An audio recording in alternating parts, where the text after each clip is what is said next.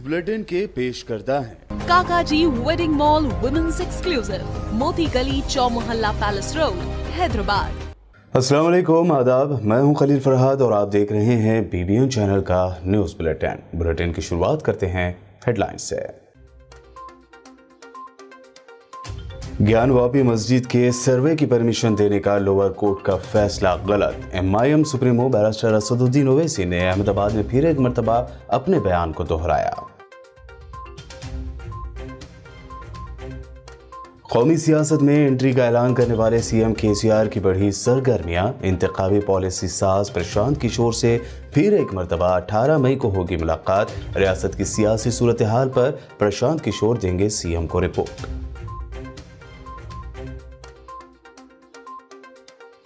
तेलंगाना में 4% मुस्लिम रिजर्वेशन को खत्म कर देने के अमित शाह के वादे की मोहम्मद अली शब्बीर ने की शदीद मजम्मत। कहा, अमित शाह का बयान सुप्रीम कोर्ट की तौहीन के मुतरादिफ।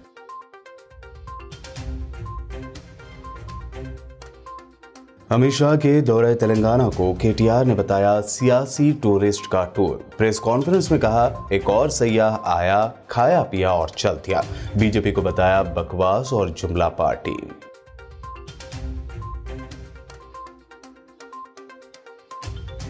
तेलंगाना कांग्रेस सदर रेवंत रेड्डी ने अमित शाह की तकरीर को बताया खोदा पहाड़ निकला चूहा। सीएम केसीआर और अमित शाह के दरमियान खुफिया दोस्ती होने का किया दावा।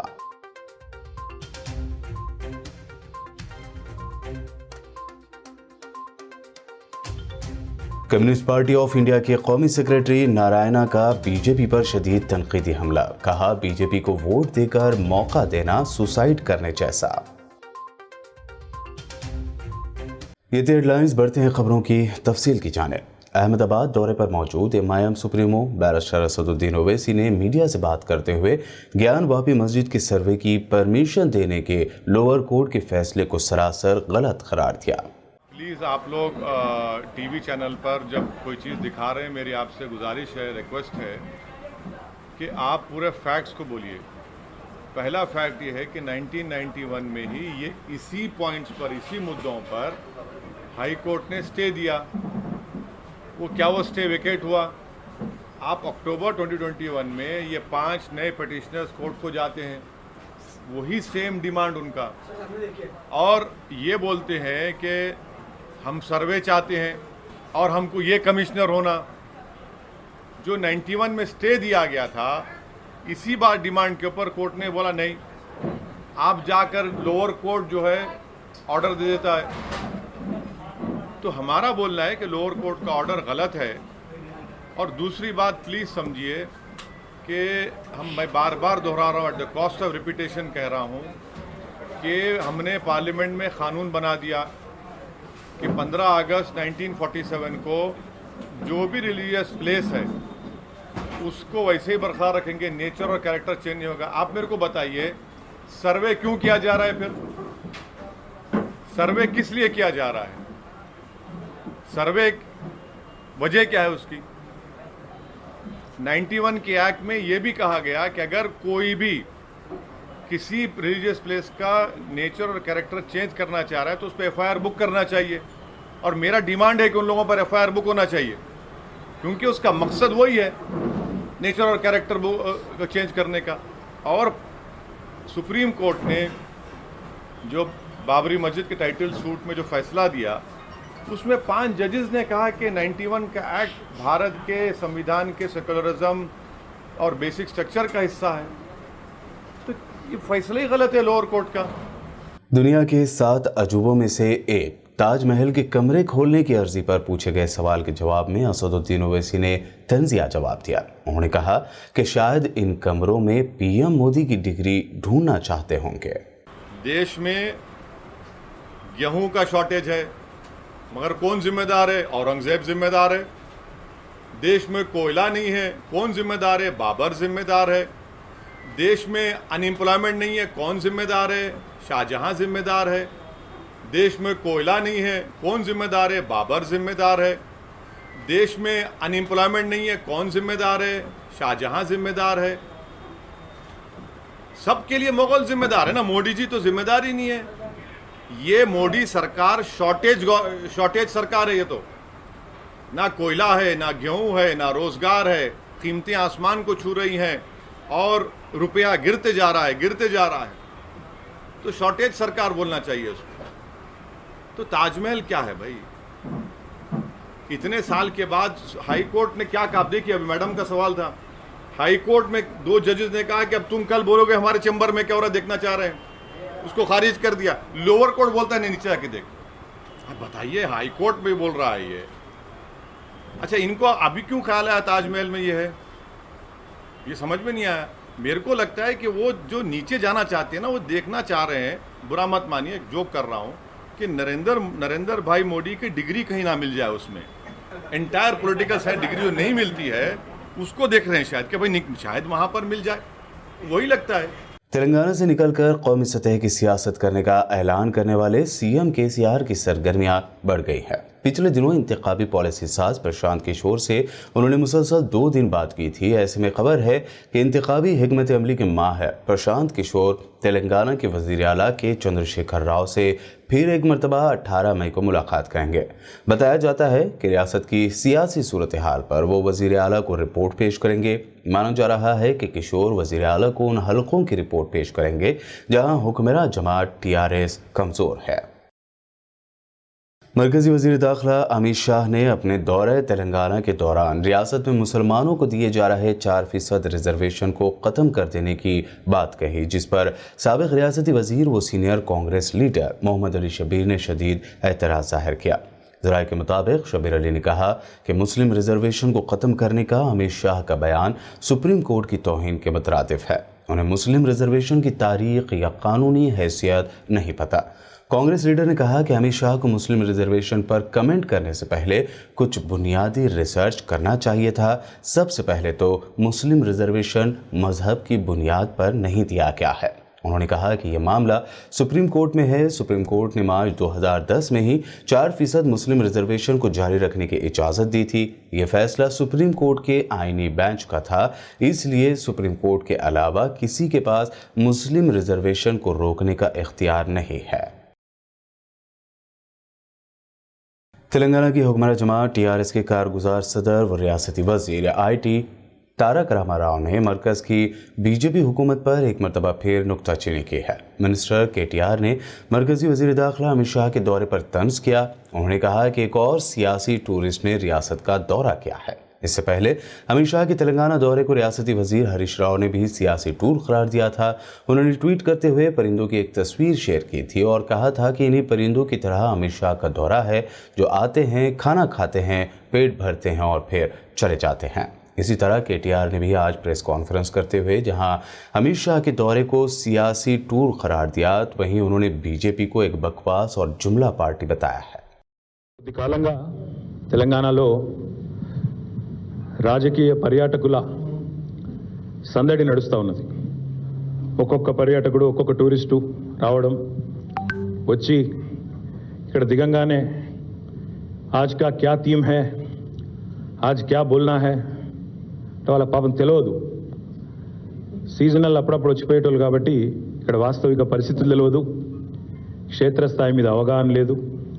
ఇక్కడ దిగిన తర్వాత ఎయిర్పోర్ట్లోనో లేకపోతే వాళ్ళ పార్టీ కార్యాలయంలోనో ఎక్కడో దగ్గర కొద్దిసేపు కూర్చొని చక్కగా బిర్యానీ తిని ఛాయ్ తాగి ఆ తర్వాత వాళ్ళ స్థానిక నాయకత్వం ఏదైనా స్క్రిప్ట్ రాసిస్తే అందులో సత్యం ఉందా, అసత్యం ఉన్నదా, అది అర్ధసత్యమా, ఇదేది అర్థం చేసుకోకుండానే నోటికొచ్చినట్టు మాట్లాడడం, నోటికొచ్చినట్టు మాట్లాడి వాళ్ళు మళ్ళీ తిరిగి వెళ్ళిపోవడం, గాలి మోటార్లో రావడం, గాలి మాటలు చెప్పడం, మళ్ళీ తిరిగి రైమంటూ వెళ్ళిపోవడం, ఇది ఒక ఆనవాయితీగా గత కొద్ది కాలంగా ఒక 10-15 రోజులుగా ముఖ్యంగా నడుస్తూ ఉంది. నిన్న భారత హోంమంత్రి, కేంద్ర మంత్రివర్యులు అమిత్ షా గారు వచ్చినారు.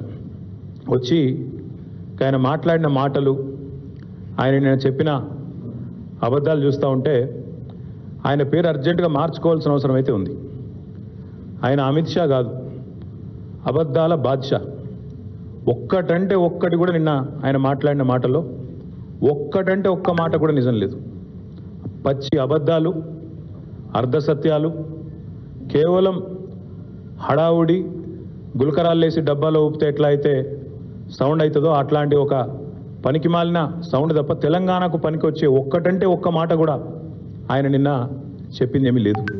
तेलंगाना कांग्रेस के सदर रेवंत रेड्डी ने मरकजी वजीर दाखिला अमित शाह की हैदराबाद के तिक्कूगुड़ा में की गई तकरीर पर तंज करते हुए कहा कि तिक्कूगुड़ा में की गई तकरीर खोदा पहाड़ निकला चूहिया के मुतरादिफ है.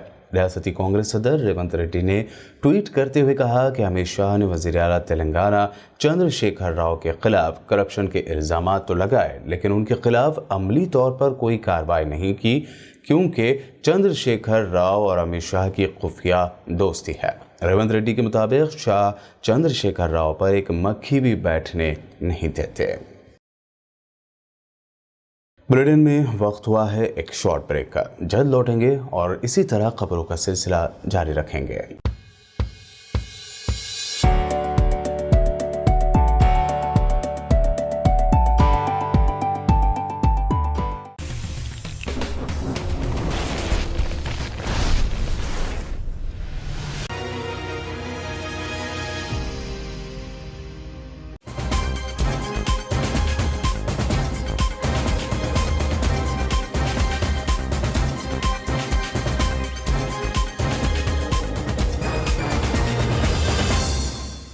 ब्रेक के बाद आइए आगे बढ़ते हैं और देखते हैं मज़ीद अहम खबरें. बंगाल में अमित शाह की जानिब से CAA को दोबारा नाफिज करने के बयान पर बैरिस्टर असदुद्दीन ओवैसी ने कहा कि मोदी हुकूमत को मुस्लिम से दुश्मनी है. साथ ही उन्होंने द हिंदू अखबार का हवाला देते हुए कहा कि पाकिस्तान से आए कई हिंदू भाई बहन को शहरियत नहीं मिली और वो वापस जाने पर मजबूर हो गए. मैं पार्लियामेंट में तो उस बिल को फाड़ दिया ना, अब मेरे से क्यों पूछ रहे? मैं तो फाड़ दिया उस बिल को. मेरा मानना यह है कि भारत के संविधान के ख़िलाफ़ है वो क़ानून, और मज़हब की बुनियाद पर क़ानून बनाया गया जो भारत के संविधान के right to equality, right to life के ख़िलाफ़ है. मैं इस बात का हरगिज़ ख़िलाफ़ नहीं हूँ कि अगर कोई पड़ोसी ममालिक से कोई लोग आकर भारत में रिफ्यूजी का स्टेटस मांगता है, दीजिए बराबर. और आपको मैं गुजारिश करूंगा कि हिंदू अखबार पढ़िए. हिंदू अखबार में रिपोर्ट किया कि कई ऐसे हमारे जो हिंदू भाई पाकिस्तान से आए थे वो वापस चले गए, आपने उनको दिया ही नहीं कुछ भी, क्योंकि आपने दिसंबर 2014 का कट ऑफ लगा दिया. उसमें आप क्यों कट ऑफ लगाते भाई? अगर कोई आ रहा है, पीड़ित आ रहा है, मजबूर होकर आ रहा है, तो आप देखिए ना उसके ऊपर, मगर रिलीजन को क्यों लेके आते हैं आप? कम्युनिस्ट पार्टी ऑफ इंडिया के कौमी सेक्रेटरी नारायणा ने एक सनसनीखेज बयान में कहा कि बीजेपी को मौका दिया जाना यानी उसे वोट देकर जितवाना और मौका देना खुदकुशी कर लेने जैसा होगा. नारायणा ने अमित शाह के दौरे हैदराबाद पर अपने शदीद रद्द-ए-अमल का इजहार किया. उन्होंने कहा कि अमित शाह ने आंध्र प्रदेश तंजीम-ए-नौ एक्ट में मरकज़ की जानिब से तेलंगाना से किए गए वादों के बारे में कोई बात नहीं की. तेलंगाना के वजीर पंचायत राज ई दयाकर राव ने कहा है कि ये एक बार फिर साबित हो गया कि बीजेपी को तेलंगाना से कोई मोहब्बत नहीं है. उन्होंने गुज़िश्ता रोज़ अमित शाह के जलसे में उनकी तमाम बातों को झूठ से ताबिर किया. उन्होंने कहा कि TRS हुकूमत ने न सिर्फ वही किया जो मंशूर में कहा गया था, बल्कि वो भी किया जो नहीं कहा गया था. तेलंगाना के वजीर सिविल सप्लाईज गंगुला कमलाकर ने दावा किया है कि रियासत में धान की खरीदारी का अमल आसानी के साथ जारी है. उन्होंने अपोजिशन लीडरों को मशवरा दिया कि वह रियासत के मुख्तलिफ मकामात पर धान की खरीदारी के सेंटर्स जाकर किसानों को मुश्किलात का शिकार ना बनाएं. उन्होंने मीडिया से बात करते हुए मरकजी वजीर दाखिला अमित शाह के दौरे पर भी नुक्ताचीनी की. मिनिस्टर गंगुला कमलाकर ने कहा कि रियासत के अवाम अमित शाह की बातों में नहीं आने वाले. अकबरुद्दीन ओवैसी के दौरे औरंगाबाद और औरंगज़ेब आलमगीर के मज़ार पर जाने को लेकर पूछे गए एक सवाल पर असदुद्दीन ओवैसी ने कहा कि इस मामले को सियासी रंग देने की कोशिश की जा रही है. जहां अकबरुद्दीन ओवैसी गए थे वो मोदी हुकूमत के भी दायरे इख्तियार में आता है.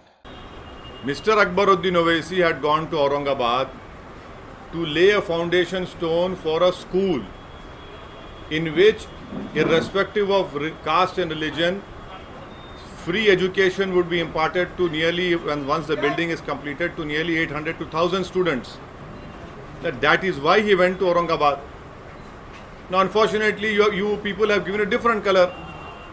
But it is not. No. I am asking you, isn't that ASI protected monument or not? And doesn't ASI comes under Narendra Modi or not? So is he also committing something wrong? Warangal Urdu working journalist union के ज़ेर एहतमाम मुलुक road Muslim community centre पर Eid Milad programme का अहतमाम किया गया, जिसमें शहर की मारूफ शख्सियतों ने शिरकत की। ईद मिलाद प्रोग्राम का सैयद शाह गुलाम अफजल बयाबानी अलमारूफ खुसरू पाशवा ने सदारत के फ़राइज़ अंजाम दिए। दिगर मेहमानान में Warangal west MLA N Narendra के अलावा अजीम तर बल्दिया mayor G Sudharani, chamber of commerce chairman D Kumaraswamy, deputy mayor Rizwana Shamim Masood व दीगर ने शिरकत की। इस मौके पर तमाम मुकर्रिरीन ने आपसी भाईचारे, मुनाफरत की मुखालफत, तेलंगाना की गंगा जमुना तहजीब को बरकरार रखने पर जोर दिया और उसे वक्त की ज़रूरत भी करार दिया। इस मौके पर यूनियन सदर SM सईद, वहीद गुलशन, अकबर ज़िया व मोहम्मद अजीज़ खान ने कन्वीनर के फ़राइज़ अंजाम दिए।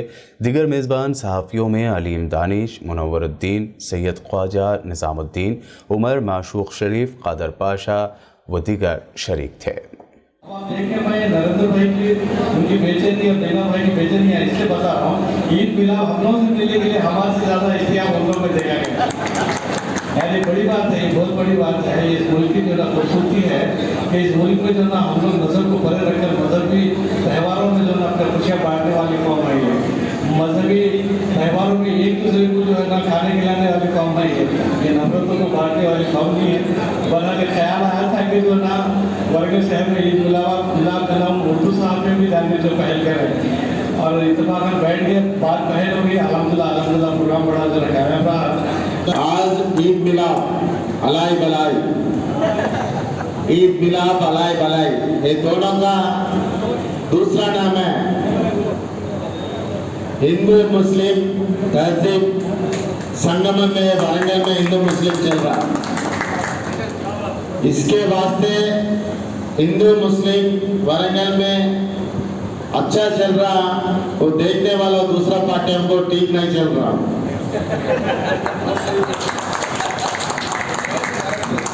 कैसा करना और दोनों को कैसा दुश्मन करना, बीच में मैं कैसा डांस करना वो देख रहा हूँ, कैसा लड़ाना का।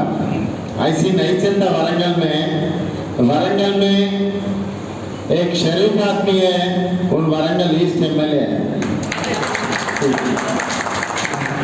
మన వరంగల్ నగరంలో ఇంత మంచిగా అటు ఇఫ్తార్ విందుల్లో ఏర్పాటు చేసుకోవడం, దాని తర్వాత ఇది అయిపోయాక ఈద్ మిలాద్ కార్యక్రమంలో కూడా మన అటు హిందువులు ఇటు ముస్లింలు అందరం కలిసి ఒక వేదిక మీద ఉండి ఒక పండుగ వాతావరణం లాగా దీన్ని జరుపుకున్నందుకు మీ అందరి కూడా ఈ ఉర్దూ జర్నలిస్టుల వారికి, అసోసియేషన్ వారికి హృదయపూర్వకంగా అభినందనలు, ధన్యవాదాలు తెలియజేసుకుంటూ, మరో సంతోషం ఏంటంటే మనకు పెద్దలు కుసూర్ పాషా గారు కూడా ఇందులో భాగస్వామ్యమై మాతో పాటు ఉన్నందుకు వారి ఈ యొక్క ఈద్ మిలాద్కే వన్నె తెచ్చినారు. వారికి కూడా హృదయపూర్వకంగా ధన్యవాదాలు తెలియజేసుకుంటున్నాను। ऐसे प्रेस वाले यानी पब्लिक के नुमाइंदे हिंदू प्रेस वाले, मुस्लिम प्रेस वाले रहते हैं, ये लोग जो डालते हैं पब्लिक को देखती है कि अल्लाह ताला से दुआ है अल्लाह की मोहब्बत को कायम रखे, ये वारंदगी को कायम रखे। जो ईद मिलाद के जैसा कि हमारा ईद में अभी मशवरा दिया, इसको बड़े तरीके से ऑर्गेनाइज करना चाहिए। और दिनान ने भी जो कहा क्या करें, वन ये मतलब गॉड इज वन, यानी जो तहरीक चला हुआ है वरंगल में, यहाँ पर उस तहरीक की ज़रूरत है, ऐसे प्रोग्राम्स की ज़रूरत है ताकि हिंदू मुसलमान नौजवानों में मोहब्बत रहे, आगे भी इसको साथ हम लेके चलें। शुक्रिया। कल हफ्ते की शाम 8 बजे से तकरीबन 2 घंटे तक विकाराबाद टाउन और उसके अतराफ व अकनाफ में तूफ़ानी हवाओं, गरज और चमक के साथ ज़बरदस्त बारिश हुई। चंद दिनों से चिलचिलाती धूप की गर्मी की वजह से आवाम का बुरा हाल हो रहा है।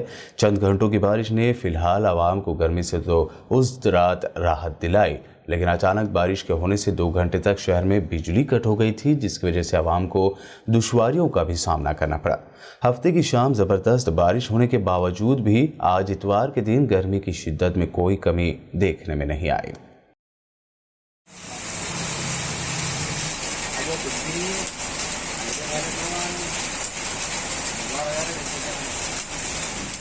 तेलंगाना में हुई बेमौसम बारिश की वजह से किसानों को नुकसान उठाना पड़ा है। सिद्दीपेट जिले के तुगुटा कुंटर में हुई बारिश की वजह से धान की फसल को नुकसान पहुंचा। किसानों ने इस बारिश से हुए नुकसान पर तशवीश का इजहार करते हुए कहा कि 6 माह की मेहनत के बाद तैयार की गई धान की फसल को इस अचानक और बेमौसम बारिश की वजह से नुकसान हुआ है। बता दें कि कल रात भी हैदराबाद समेत तेलंगाना के कई अजला में तूफानी हवाओं और गरज व चमक का दौर देखा गया था और माना जा रहा था कि तेज़ बारिश होगी, ताहम हैदराबाद में बारिश नहीं हुई। तेलंगाना के ज़िला आदिलाबाद के तामसी मंडल में उस वक्त लोगों में खौफ व हरास फैल गया जब कुपुर्ला गांव के मसाफाती इलाके के खेत में एक चीता घूमता हुआ नजर आया। जंगली जानवरों की इस आज़ादाना सरगर्मी से इलाके में खौफ व दहशत की लहर फैल गई है। गांव में हफ्ते के रोज़ शंकर नामी किसान अपने खेत में जवार की फसल की कटाई कर रहा था, तभी उसने खेत में चीते को देखा। हार्वेस्टिंग गाड़ी पर बैठकर उसने न सिर्फ अपनी जान बचाई बल्कि उसके ज़रिए चीते का पीछा करते हुए उसे खेत से जंगल की तरफ भगा दिया है। పర్ల విలేజ్లో హాజరైన ఇక్కడ వ్యవసాయ క్షేత్రంలో చిరుతపులి వచ్చిందని తెలిసిందైతే వచ్చిన అది ఆల్రెడీ జొన్నలో చిరుతపులి ఉండే నేను కూడా ప్రత్యక్షంగా చూసిన. పబ్లిక్ ఒకటే విన్నపము, దాన్ని మాత్రం ఎలాంటి హాని చేయొద్దు. అది మనుషులకు దాదాపు ఏం హాని చేయదు. ఒకవేళ మనం ఏమైనా దాన్ని ప్రతిఘటిస్తేనే అది మన మీద పడే అవకాశం ఉన్నది. కాబట్టి దయచేసి దాన్ని ఏ జోలికి పోవద్దని ప్రజలకు విన్నపము. ఇంకో విషయం ఏంటంటే అది దాదాపు ఈ ఏరియాలో ఒక 1 year నుంచి ఇక్కడనే తిరుగుతున్నది. ఇదే ఏరియాలో ఈ లింగి ప్లస్ కుచలాపూర్, ధనోరా, కప్పర్ల, రామ్నగర్ ఏరియాలోనే చిరుతపులి ఆల్రెడీ ఉన్నది. ఆ చిరుతపులే ఇది. దీంట్లో పబ్లిక్ కొంచెం భయపడవలసిన అవసరం లేదు. ఒకవేళ వ్యవసాయ క్షేత్రంలో వస్తే ఒకళ్ళిద్దరు కొంచెం లొల్లి చేసుకుంటూ వస్తే అయిపోతుంది. అది మనుషుల మీద దాదాపు దాడి చేయదు అని నేను అనుకుంటున్నాను. దయచేసి మీరు కొంచెం దానివల్ల మనుషులకేం నష్టం ఉండదు, కానీ మనుషుల వలన దానికి నష్టం అయ్యే అవకాశం ఉన్నది. కాబట్టి పబ్లిక్ ఏమైనా దాన్ని నష్టం చేయదని పబ్లిక్ విన్నవించుకుంటున్నాను. आखिर में हेडलाइंस पर डालते हैं एक और नजर। ज्ञानवापी मस्जिद के सर्वे की परमिशन देने का लोअर कोर्ट का फैसला गलत। MIM supremo barrister Asaduddin Owaisi ने अहमदाबाद में फिर एक मरतबा अपने बयान को दोहराया। कौमी सियासत में एंट्री का ऐलान करने वाले CM KCR की बढ़ी सरगर्मियां। इंतखाबी पॉलिसी साज प्रशांत किशोर से फिर एक मरतबा 18 मई को होगी मुलाकात। रियासत की सियासी सूरत हाल पर प्रशांत किशोर देंगे CM को रिपोर्ट।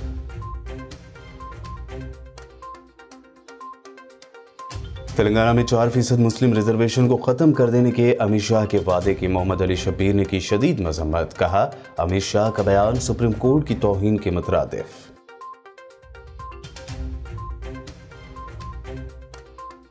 अमित शाह के दौरे तेलंगाना को KTR ने बताया सियासी टूरिस्ट का टूर। प्रेस कॉन्फ्रेंस में कहा, एक और सयाह आया, खाया पिया और चल दिया। बीजेपी को बताया बकवास और जुमला party.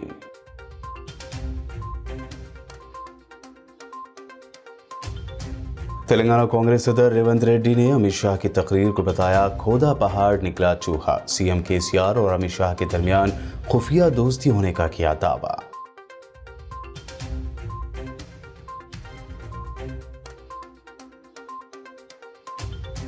Communist party of India के कौमी सेक्रेटरी नारायणा का बीजेपी पर शदीद तनकीदी हमला। कहा, बीजेपी को वोट देकर मौका देना सुसाइड करने जैसा। न्यूज़ बुलेटिन में ये थी अब तक की अहम खबरें। ताज़ा तरीन खबरों और दिलचस्प प्रोग्राम्स के लिए देखते रहिए BBN चैनल।